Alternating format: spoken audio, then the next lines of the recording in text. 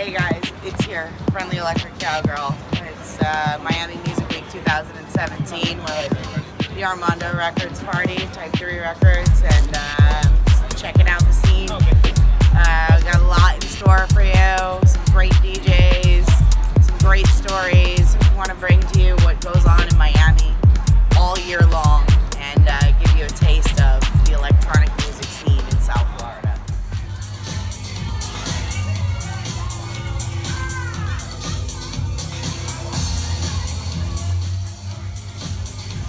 I'm about to sit down with my friend, my very dear friend, Alexander SpinnZinn. You can check him out on all the social media, SoundCloud. He is a techno guru in South Florida. He's been to Germany. He's been to Ibiza. He is educated on techno and technology that he just got hired. I'll let him tell you about it, but very, very well known house DJ, and that's coming up in a little bit. See you there. Let's do it. So We're here. We're doing it. Alexander SpinnZinn. The only person that calls me that is my mother when I'm in Alexander? trouble. Yes. Okay. You can call me SpinnZinn. Zinn. Or Zinn. I call you Zinn. Everyone calls me Zinn. Yes, you're my dear friend. I Yes. call you Zinn. Yes. So I want to talk about techno. Shit. I love techno. Yeah. You gotta pretend it's like what he said. Yeah. Anyway. So, I want to talk about techno. I want to talk about techno. I know you do. I love techno. Yeah. Tell me how you fell in love with techno. I actually heard techno for the first time. I was sitting in the parking lot of Coral Gables Senior High, waiting for my brother or sister or both to finish band practice. And I guess my mom went. Must have been like 9 or 10. And my mom went to go get them or something. I was in the car just flipping through the radio stations. It was like 10 p.m.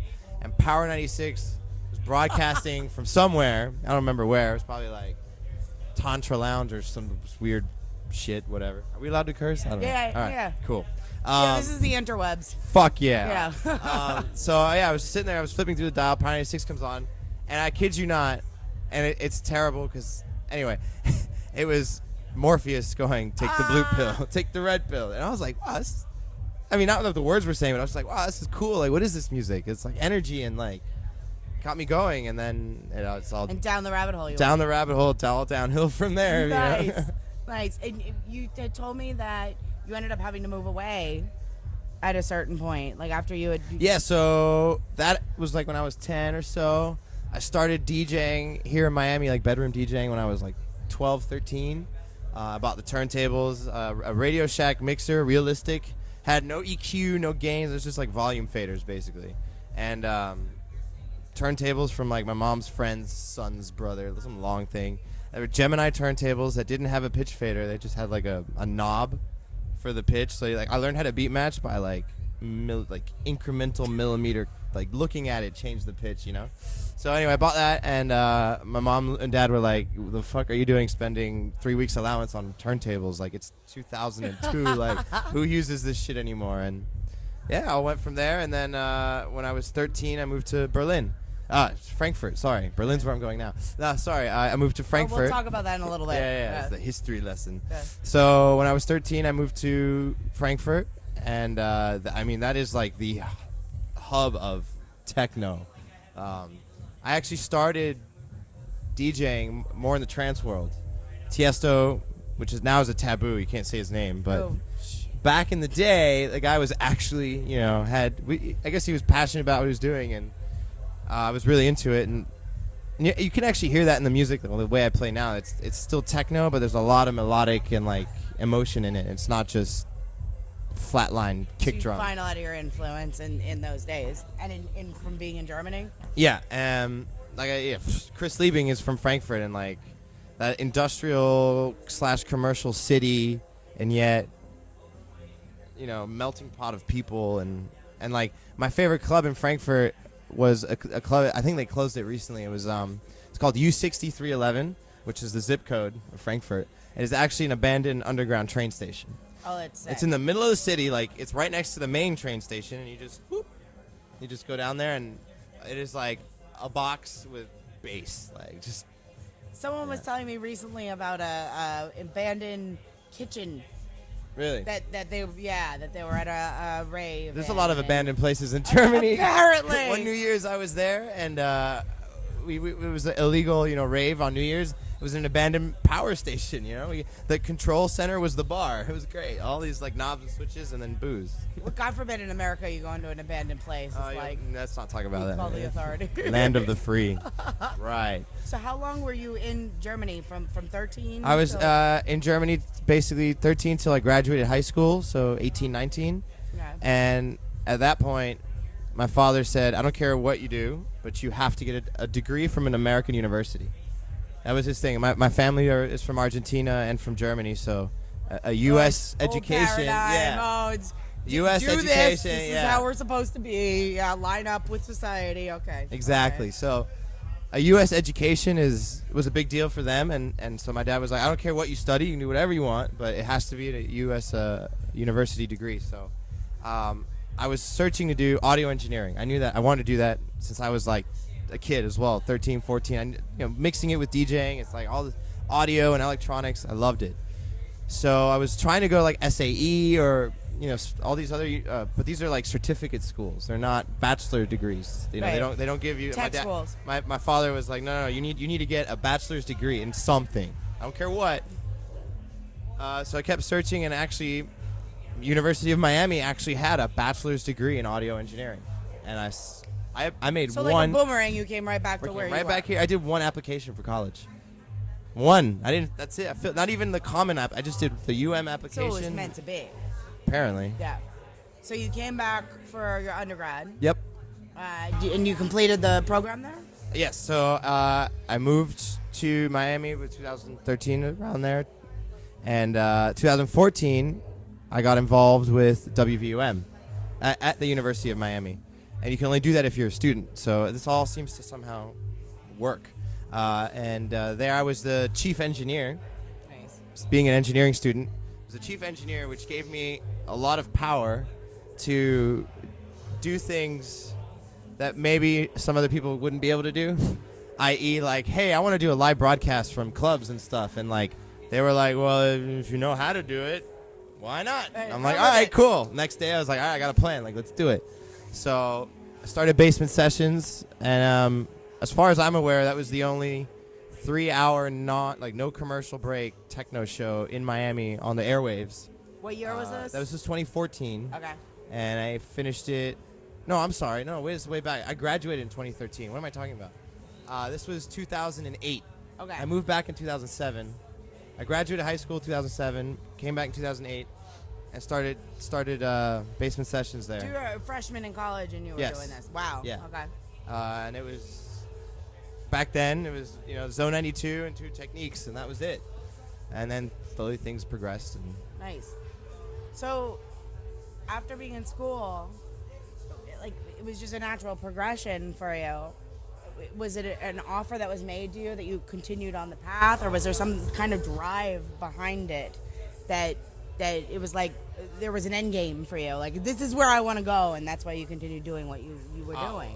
Well, for me, school got in the way, right? For me, techno was like, as soon as I discovered, right?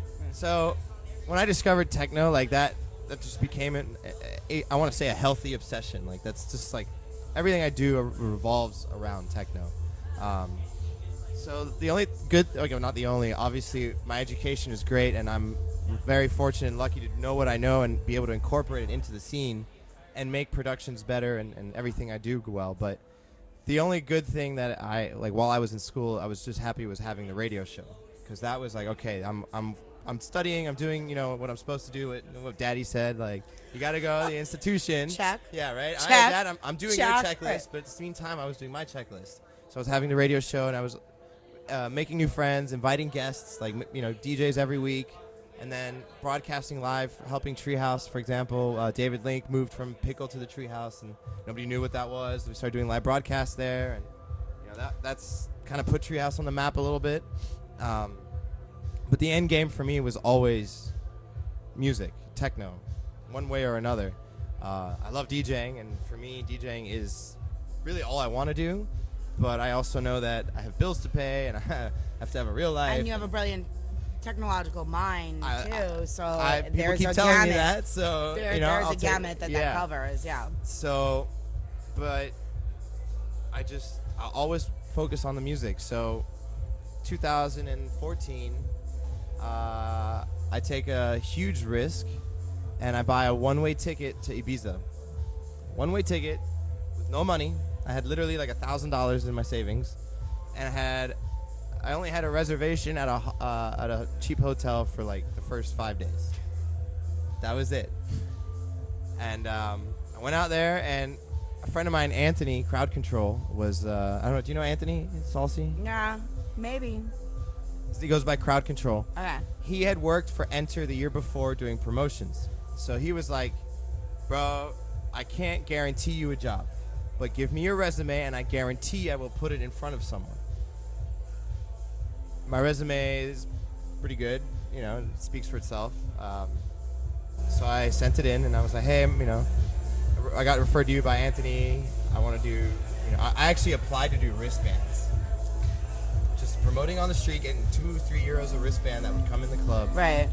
And I Real base level promotion, basically. Like for layman's terms, base level promotion. Yes. Yeah. And it was just like, I need a job. I really don't care what it is. I don't want to go home. I don't want to call mom and be like, "Oh, I don't have any money.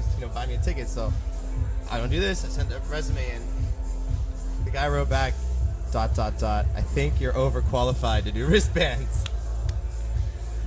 Yeah, kind of. So I was like, all right, well, I don't care. I need a job. He's like, no, don't worry. There's an engineering position available. Are you interested? I lost my shit. I was like, what do you mean, an engineering position? Like, what? So I found out that they needed someone to record, mix, and master all of the sets from Enter, excuse me. So my job was to go and set up all the equipment to record, and it was very, very high, state of the art. So everything's done through what's called a Dante network over there. Everything's recorded at 96K, 24-bit, like. Were you learning as you were working too? I knew the theory behind everything. I had never worked with the specific gear there. I had a great mentor / colleague I work with now. His name's Johannes. He's Richie's main sound engineer, so he was kind of like... It's Richie Houghton for anybody that's not aware. We'll talk about that in a little bit. So this is how I got involved with the Richie Houghton camp. With the crew, Crew. I got interviewed with Johannes. It was really funny because it was a Tuesday morning or whatever. It was like 10 a.m. I got there, and he was late. That's weird, but it doesn't matter. So we're doing the interview, and the first few words I hear, I'm like, "Bist du Deutsche?" And he looked at me like, "You speak German?" I'm like, "Yeah, I'm German. We could do this interview in German." And the interview stopped. He was like, "Yeah, all right, you're good. You're on board. You can speak German. You're fine." You got the stamp. It was like the secret handshake. It's like, "You speak German? Let me see your resume." "Yeah, you're good, dog." It just went from there. And so I learned a lot from him. Learning as I was going, and so we would record everything. I'd get a hard drive with me at the end of the night,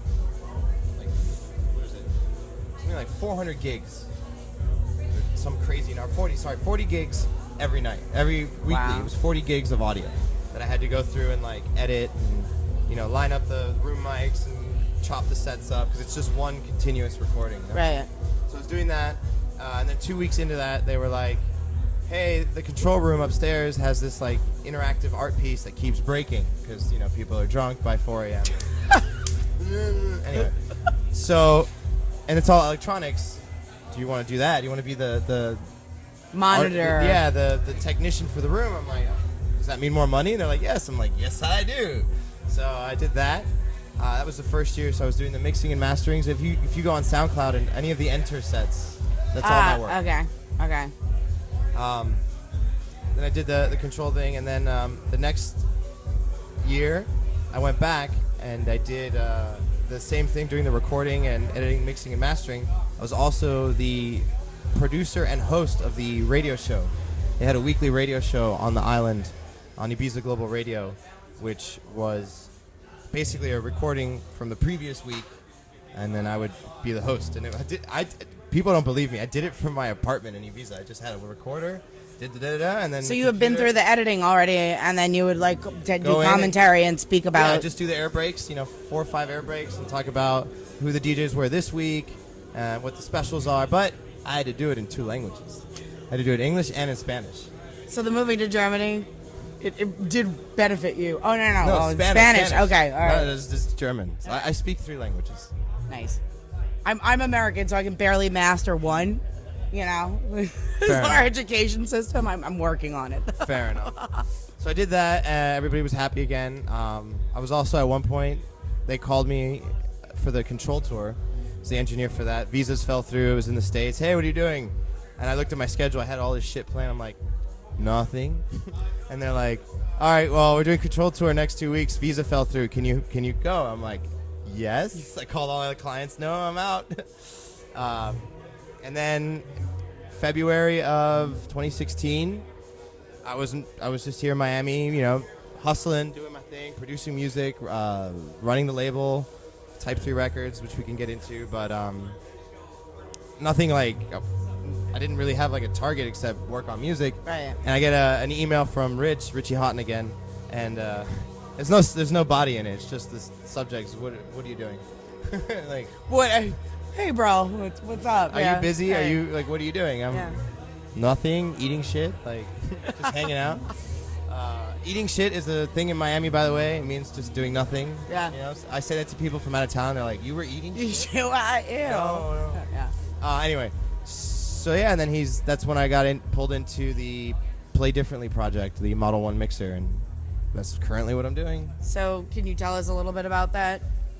For the people that you want the spiel? Yeah. Give us the sales pitch. So Model 1 mixer is a fully analog mixer co-designed by Richie Houghton and Andy Rigby Jones. So Richie is the artist and Andy is the engineer.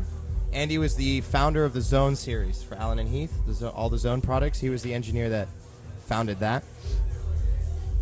So Rich is like, I need a new mixer. The Zone 92 is cool, but it's 15 years old now. My sound card is really good. All this stuff sounds good. The mixers, even the sound systems these days are really, 20 years ago, sound systems were the bottleneck in nightlife. Now everyone has Function 1, DMB, L-acoustics, all these high-end systems, and you're running it through like a $1,000 mixer that sounds like garbage. Shit. So, exactly. Yeah. So Rich is like, I want a new mixer, and there's no point really in creating a new mixer just to make it sound better.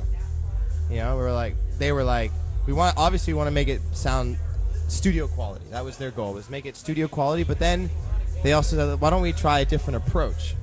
So on the mixer, on most DJ mixers, you have like EQ, right? So you can cut the bass, cut the mids, or cut the highs. But where you're cutting on those mixers is always the same. All you can do is cut and boost. On the Model 1, all you can do is cut on the 2 main controls. But you can choose where. That's the difference, is you can choose the frequency.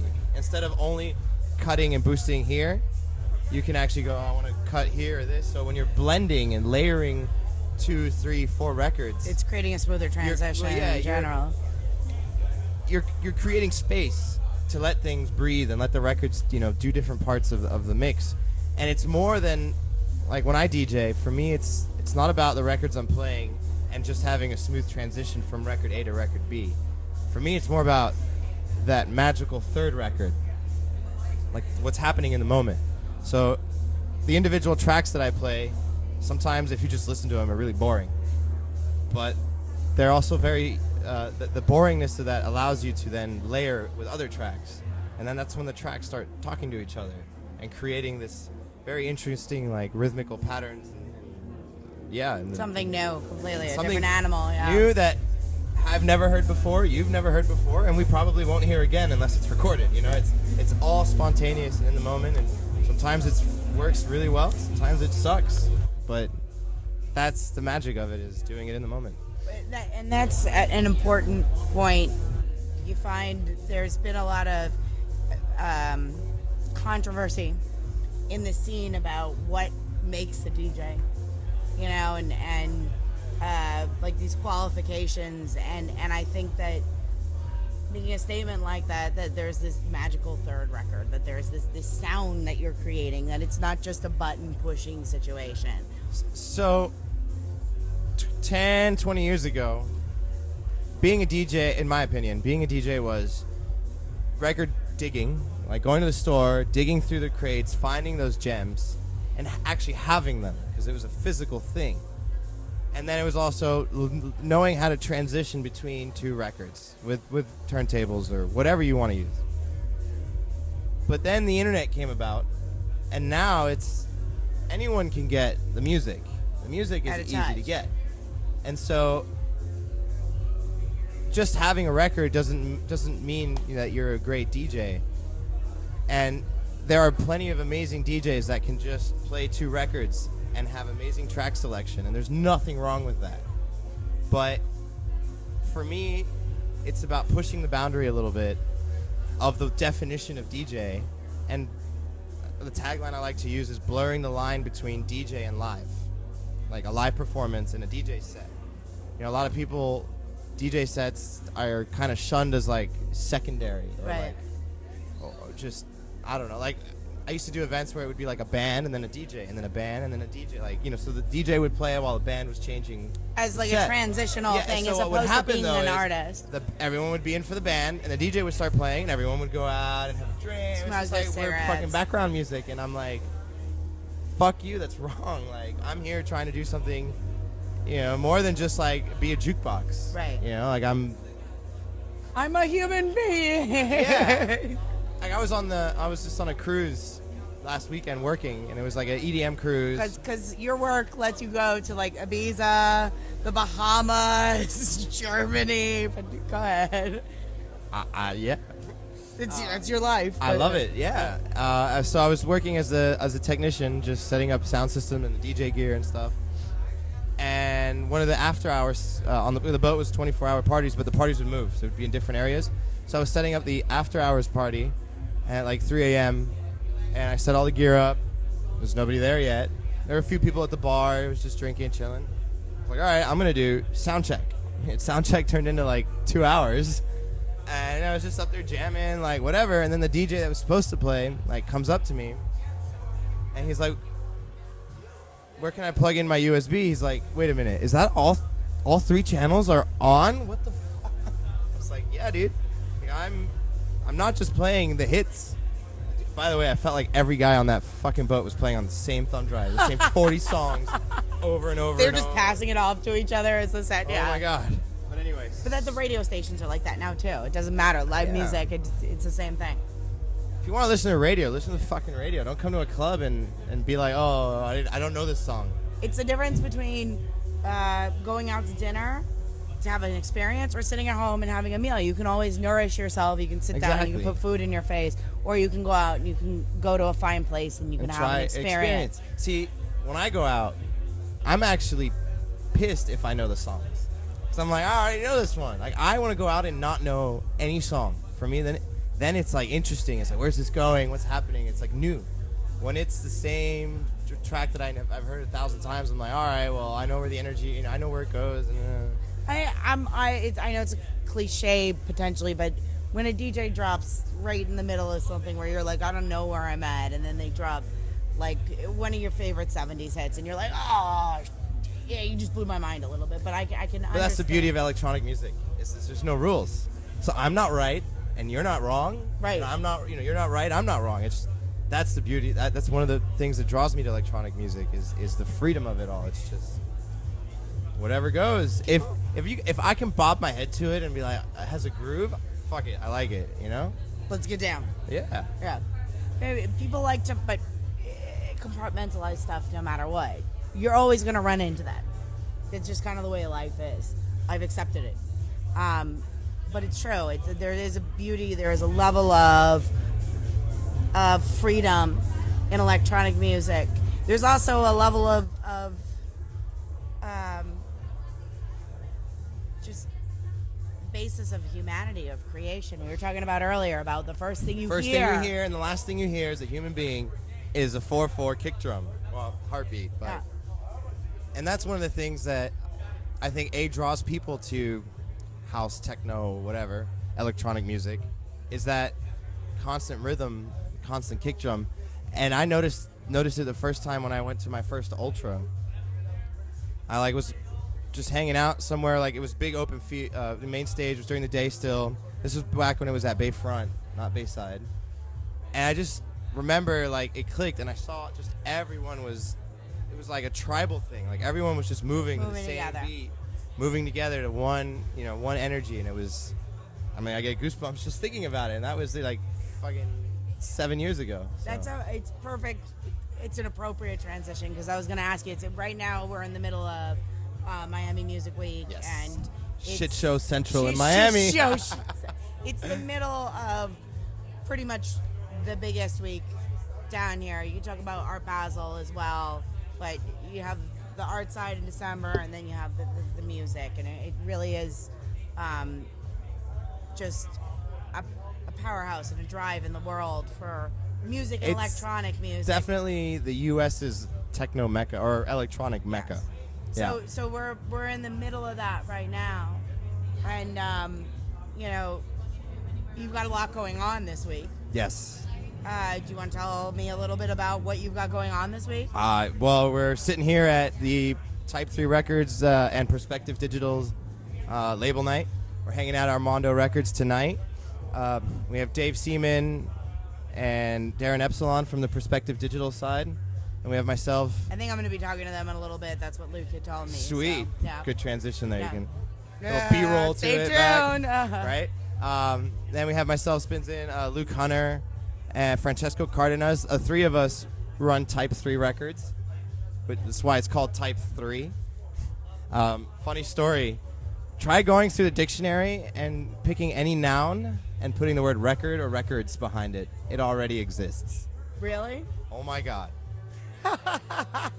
We spent so long coming up with a name. We actually had a name previously, and we researched it. It was all good, and we had searched. It was called Declassified. It was gonna be Declassified Records.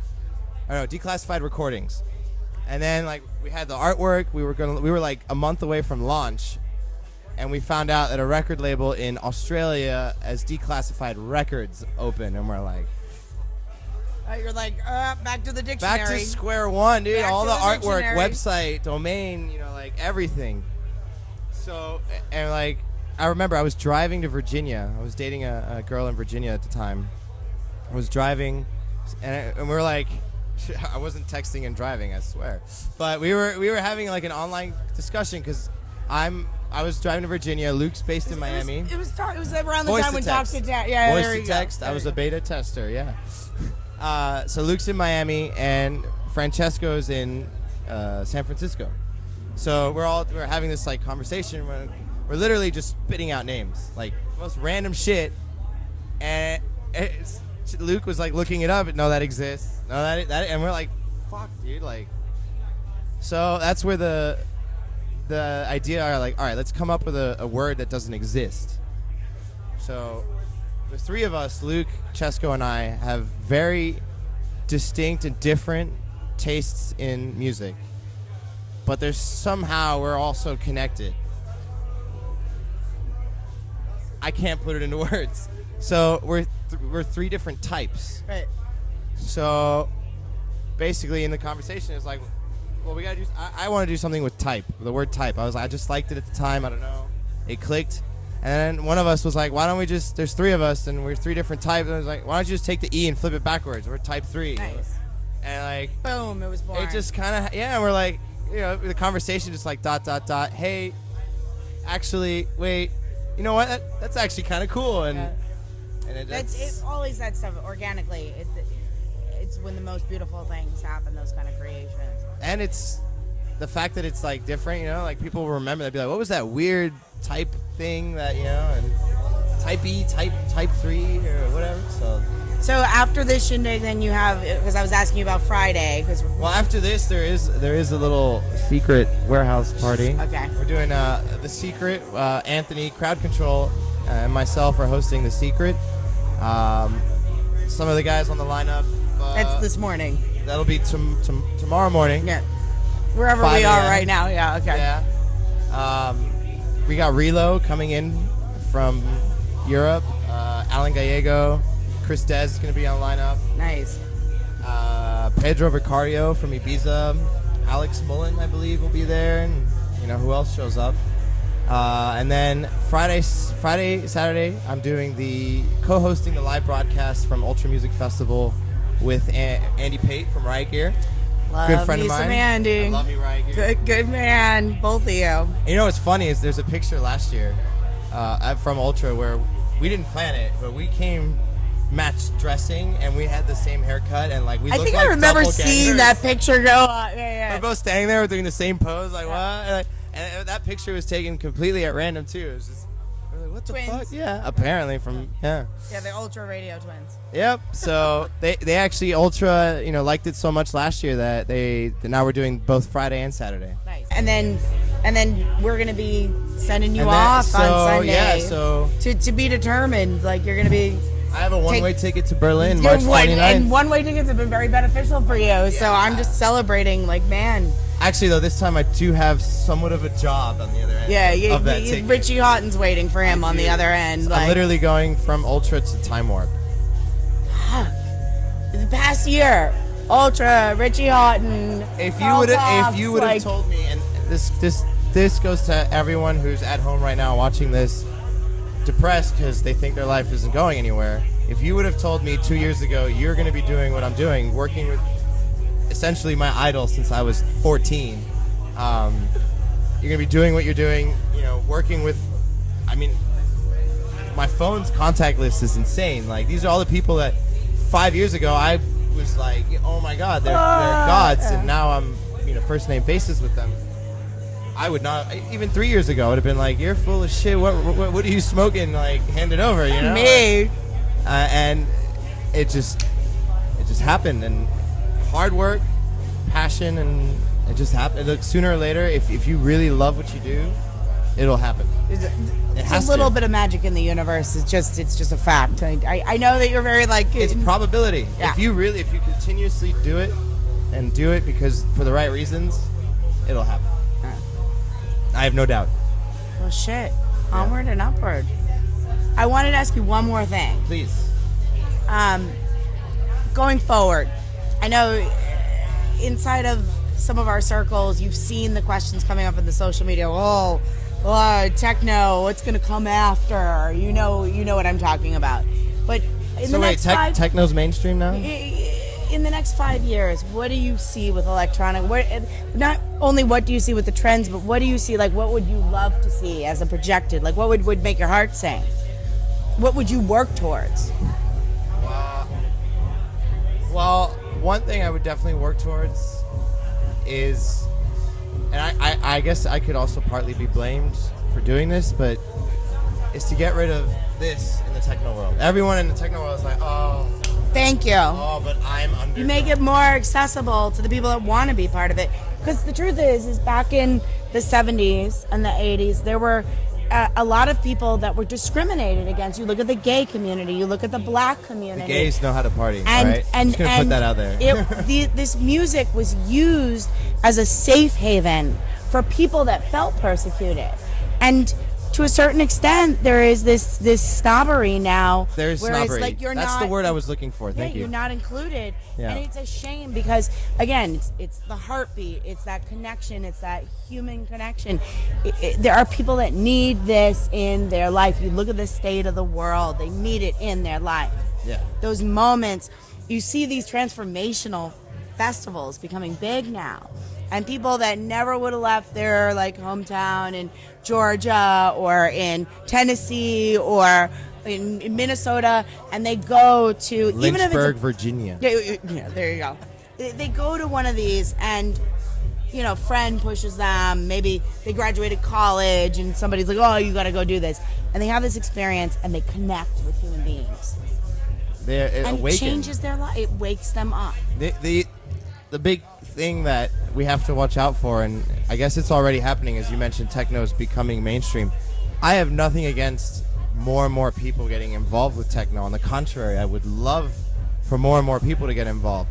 We have to watch out for the people that are in it just to make a buck, because then it becomes just a product, just another thing they can push, like another thing somebody can put on their shelf, get money, and push across. And that's when the soul, the love, the magic, that's when it disappears. Deflated. So we got to work on that. I think it's the puzzle that the entire artistic community has been working on consciously for the past, say, 10 years, is figuring out where that sweet spot is, where everybody prospers and you build the community, but you don't take out the magic in it. So I'm hoping that is the direction that we go and we find that sweet spot. I'm fighting for it. I put my blood, sweat, and tears into all this shit. Fuck yeah. All right, well, Thank you. Zinn, it was a pleasure. Always a Thank pleasure. you. Yes. And I wish you the absolute best. I'm sure. Well, you're not going anywhere right now. I'm here to party. I'm gonna go shower. Go shower. I'm playing. Right. That's what I'm saying. I'm not going anywhere right now. I'm closing here out. And, As usual, they put me to close. And there's some other amazing DJs coming through. And, yes. But thank you so much for your time Thank and you. your insight, and congratulations. Thank you. Yes. Mazel tov and all that shit. I keep hitting the mic. And if anyone is on Facebook, I respond to messages. Plug. I'm very open to talk to people. Like, it might take me a day or two. I'm fucking all over the place. SoundCloud, SpinnZinn, yes, check them they're out. all the same, by the way. Okay. So it's all all tied in. whatever / Amazing SpinnZinn. tracks. Yeah. It just and thank you for the impact you have on the community. Thank you. Mwah. Mwah. Bye, world.